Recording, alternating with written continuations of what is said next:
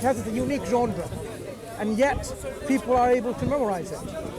Other people, even though they try because of their religious connection to memorize the Bible, the New Testament and Old Testament, they're not able to memorize as much as they want to. Okay, how many in your lifetime that you have met, they have memorized the whole of the Greek New Testament? Doesn't matter. It doesn't matter to children, adults. Me personally, I don't know many. This is something that you can do. Do some research through the libraries, academic institutions, or even internet, on your phone, on your computer. What's the number of people who have memorized the entire Greek New Testament in Greek? Doesn't matter whether they're professors of Greek language or a child or an adult. How many of them?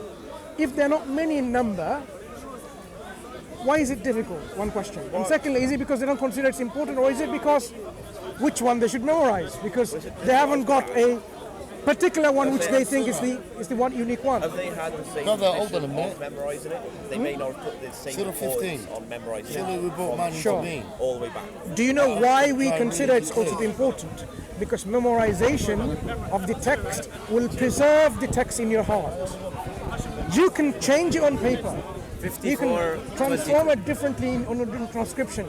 But when you have preserved in your heart to heart by mass community of people, and they transmit from generation to generation, you will not be able to change it.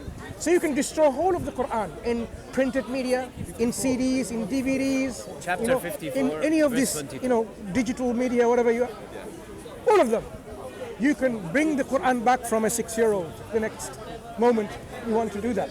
Yeah. Why? Because that's how the preservation of the Quran is. So my brother's point here is the Quran has a unique special feature of its divine authenticity, in which God made it easy to remember so that it can be preserved also from generation to generation. How is it subjective? When you say subjective, if it wasn't objective, then you would say only some people can memorize it. Do you think every person who's tried to memorize it has memorized it? Think of a number. Or do you think somebody has tried and gone, Let me ask you to reflect. How many people do you think right now have memorized the Quran on planet Earth? Give me a rough estimate. I don't know. Give me how many Muslims in the world? 1/4 of the world population or more. I'd probably say, I guess, a quarter of them, maybe. Right. 10% of them. So 10% of them, that's a large number who memorized it. So isn't that showing something that's actually easy to remember? Otherwise you'd find maybe 100, 200, 1,000. If it was that easy, why is the other 90%? If it was easy. Maybe the other 90% are not making that effort. Yeah, maybe. We don't know. They could be making But we know they're not making that effort. No, we don't know. We do. Okay, fine. Maybe. In London, there are several mosques around. And we can go to a mosque in Maghrib time or Isha time. These are after sunset, or just a little bit later in the early morning, early part of the night. The Quran is recited aloud. You can find people listening to it. You can ask a certain number of people in the congregation, have you memorized the Quran? They say all of it. If they say no, ask them why not. You will get your answer straight away. It's not that saying, okay, look, I tried and tried for 30 years. Do you know of many people who've tried and failed? Who tried and failed? Okay. Personally, no. Can you observe first how did they try? Okay, I don't know how you taught it. So I can open a book, right? Read the book once. Then I say I tried to memorize the book, but I couldn't. Is this really trying? Right? All right. So do you know any people who've gone through the correct procedures, read it, how many times you have to? I want to make a few points, and it will not stick in your head. I want to make a few points. First point is every Muslim must memorize a part of the Quran. Like for example, chapter 1, other verses to recite when they pray. Right? So every Muslim memorizes a part of the Quran. That is a fact, right? They cannot pray otherwise. Or except if they're new Muslim. Except if they're a new Muslim, right? Then they start to memorize, right? So take the time to memorize. But every Muslim, in order for you to pray, you must memorize a part of the Quran. So what is unique about the Quran? Not just the fact that they memorize. What you're thinking about in your mind, that you're reading a book in your language. I'm telling you, pick a book in a language that you don't understand, right? So when you don't understand something and you're saying, it's easy to memorize something that you understand. Because, right, you understand what you're saying. But if you don't understand what you're saying, it's much, much, much harder, right? So I'm giving you an example of a book in one of the hardest languages of the world, right, which is Arabic, in the Asian form of it, and it's being memorized. I'm not just giving you any language that is your language, that is easy, that you understand what I'm trying to say. That's what makes it miraculous in a sense, right? So there is a claim in the Quran. What I'm trying to say is that there is a claim in the Quran, right, that the book is easy to memorize. This claim is proven in the physical reality. We can see this claim in the physical reality. And that gives us credibility for the Quran, right? Because it's not just a claim here or there. When he makes a claim, you see it. Yeah, you want to say something? No, when he makes a claim, we see it on the physical reality, right? So that gives it credibility. I'm not sure if I agree with that, because if we go by, say, I don't know, say we go by that 10% that I said, if it was easy, which means it's not, oh, you can do it if you really try, it's easy.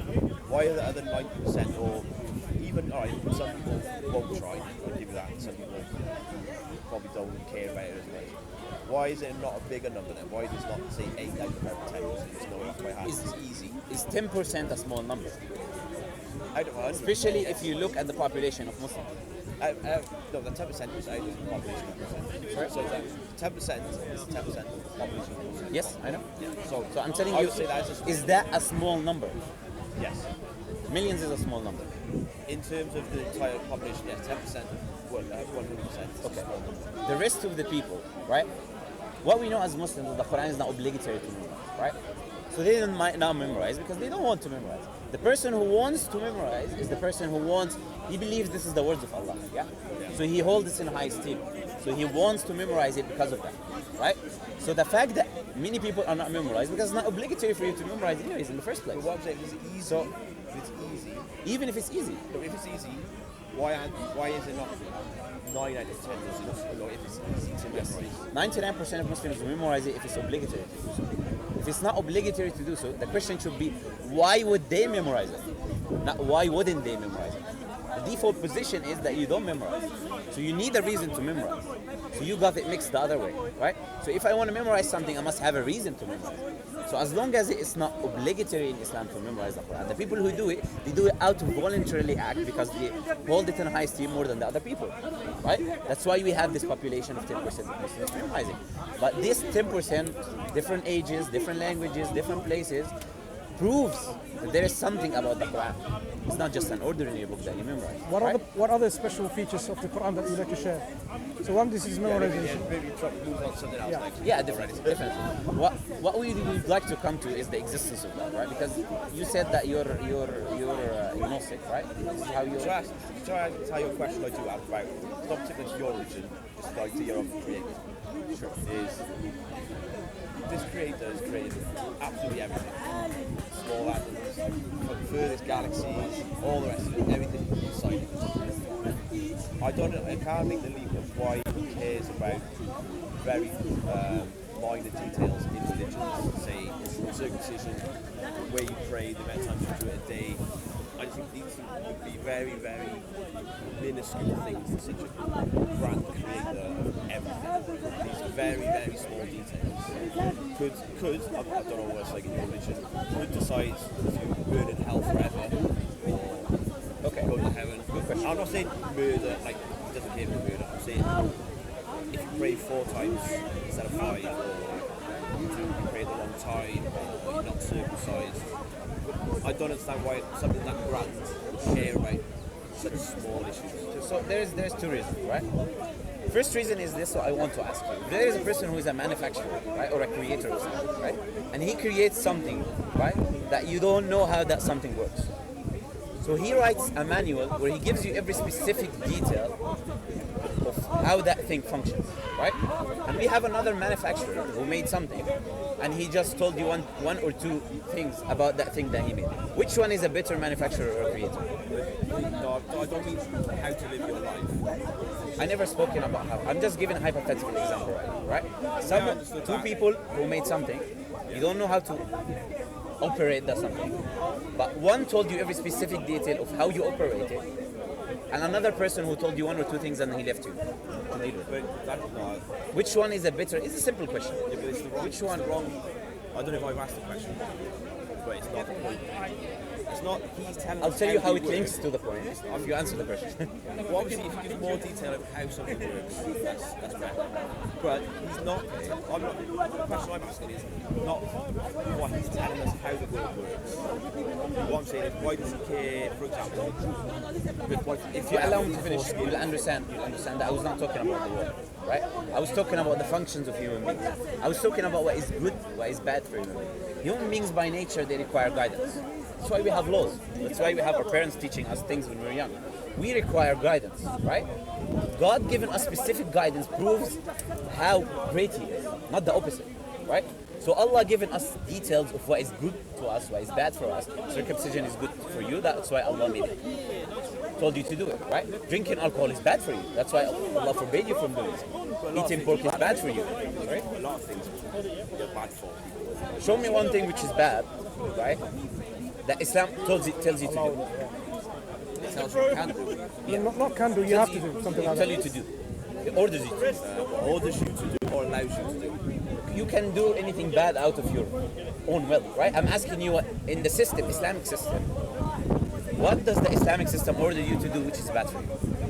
I don't know the. So here, if you don't know, obviously we don't find anything, right? If we don't find anything that proves the Islamic system, to an extent, until you research and find something, the Islamic system is perfect. It's perfect. It doesn't have anything bad, right? So if Islam tells you things which are good for you, what is the problem with that? That makes Allah a greater creator, right? It makes Him the greatest, as we call Him, right? Because He gave you every specific detail. If He did not give you every specific detail, and you started to do something which is harming yourself, right? That proved the manufacturer left you without guidance. What? I don't know what I was thinking at the moment. What is it about circumcision? It's bad for you if you don't have it, or good for you if you do have it. Sure. Because He created us with one. Sorry? He designed us with a foreskin and then the man says to cut it off. That's what I understand. Sure. Like little things like that. Not what's good or bad for our health. Don't take drugs. I get those things. But little details like I'm designing you with something, and then you immediately have to cut it off, and if you don't, I'll be very mad at you. Nothing in Islam says that, though. Nothing in Islam says if you don't, I'll be very mad at you. In fact, in the schools of thought, there's difference of opinion whether it's obligatory or not, right? So, this is what you should look at, right? Is it obligatory? Is it not obligatory in Islam to begin with, right? But the main reason is what? If the Quran is truly coming from Allah, right? It's coming from God, it's coming from the Creator. The Creator, by definition, knows its creation. Do we agree? Whatever Creator created something knows its creation, right? So when the Creator, the one that has infinite wisdom and infinite knowledge, do you have infinite wisdom and infinite knowledge, right? We don't have infinite wisdom and infinite knowledge. So when Allah tells us something, we do it because we know it's good for us, because it's coming from the one who has infinite wisdom, infinite knowledge. The reason that we do it is many reasons. One of them is worship. Following the command of the Creator is worship to the Creator, right? The second one is because it's good for you. Definitely good for you, because it's coming from the All-Wise, right? So you're worshipping Him, you're being obedient, and you're surrendering yourself when you follow the commandments of the Creator, right? So God is giving you commandments to do. If Allah made everything simple for you, you don't have to do anything. What's the point of creating you in the first place? There will be things that you have to do, right? As a form of obedience, as a form of connecting with the Creator, as a form of being spiritually fulfilled, right? So is that the problem? Your problem with the Creator? My problem with that, the idea of creating a small Can I just add something to it? You were basically saying, why would small, very minor issues lead people to eternal damnation and suffering in hellfire? But that's not what we say that will be in everlasting hellfire. If there are people who are violating certain commands of God, okay, you need to understand what commands this came under each category. Whether it's absolutely forbidden, or they're simply saying, okay, you shouldn't do it as a dislike. The levels of categories of absolutely mandatory to absolutely forbidden, and in between there are dislike and recommended and permissible. There are 5 categories. The legislation from God comes under 5 categories. One end is absolutely obligatory for everyone to do, mandatory. The other extreme is totally forbidden. You have to abstain from doing that. In the middle is, which is called permissible. Doesn't matter whether you do it or not do it. And in between, there's one which is recommended and others which is disliked. So if it's something like, for example, someone couldn't do circumcision for medical reasons or he's scared or whatever, it's not going to put them in hellfire for eternity. What puts people in hellfire for eternity are the major crimes that God has told us about. Associating partner with God. If you did not repent from it and ask forgiveness from it and died on that state, this is a sin that God doesn't forgive. But other crimes against God, He says He will forgive. If you repent from it, He will forgive you. So it is not that these major things like, instead of praying 5 times a day, you prayed 4, as you said, and that will lead you to hellfire for eternity. No, it may be that, you were physically unable to. You were mentally unable to. God is merciful. He doesn't burden us something that we cannot bear. So if someone is not able to pray 5 times because there is a genuine reason they're unable to, then God is merciful and God is kind and God is just. But if somebody does that routinely, then he's committing a sin. But it doesn't mean this sin will make them into hellfire for eternity. No, we are told in Islam that because of their belief in Allah is the only one worthy of worship, alone worthy of worship, and they worship and submitted and surrendered their will to Allah and followed the Prophet, eventually, after all this time of punishment, depending on how long they need to be purified for that sin they have done, they will finally return at one point to paradise in Jannah to live eternally. Think about it. If you have an eternal life in paradise and you get punished for one year, 1,000 years, 1 billion years, 1 billion years compared to eternity is nothing. So I'm not saying you'll be punished 1 billion years. I'm saying eventually, after you're cleansing from your things that you did, God will cleanse you with His punishment. He will purify you because God is just. Okay? If He decides to forgive, that's up to Him. But if He does punish you, eventually, because you said La ilaha illallah, you will return. This is the key to paradise. You will return to paradise. This is God's promise. So these minor things that you're saying, we don't believe that leads people to eternal hellfire. That's not the category of... Yeah, because God has given you a system in which He asks you to do something and to abstain from doing something. Were you really a person that really believed and abided by it? Did you really obey? If you work for a company and the company says, you know what, I want you to do this transaction and you just sit there and you make your own money and you don't do any work. At the end of the day, do you expect your company to keep you in your job and also give you salaries? If they demanded I walked a certain way and then I didn't do it, I walked in this corridor a certain way and I took 1 foot out of line, just purely because they told me to. Not like that. Right? If I got sacked, then I would say that's unjust. No. If it's like not this, let me give you an example. Let me give you an example. Okay, now there are several deals to make. Okay, one deal will make profit, 500% profit. Another deal will make you loss, and you keep taking the wrong deal, making the company lose. Right? You do that consistently. Do you expect your employer to keep you on your job and to give you a bonus and pay your salaries? No. But you don't expect that, do you? You don't. No, I don't think. You don't expect any employer to do that. In fact, that would be a very unjust employer, very unwise employer. So the Creator also gave us legislations, and He wants us to do and avoid the don'ts as best as we can. Now, if you keep on doing what you're supposed to avoid it, and you willingly persist on doing that, why are you expecting that the Creator is going to say, I'm not going to punish you for that. I'm not going to somehow make you accountable for it. So, do you think about, sorry to interrupt, think about it like this, because you're thinking about it in a different way. Think about hitting someone,